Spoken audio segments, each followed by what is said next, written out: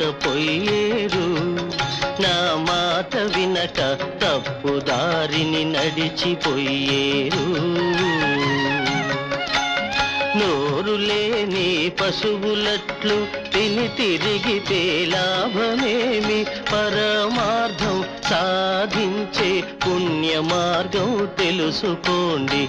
చెప్పలేదంటనకపోయేరు.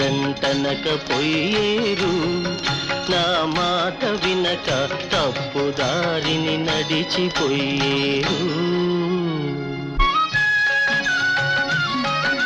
బాల్యమందున జ్ఞానంలో అల్లరి చిల్లర చేష్టల చేయుచు, వంట బట్టని చదువులతో మూఢత్వమున మునిగిపోయినా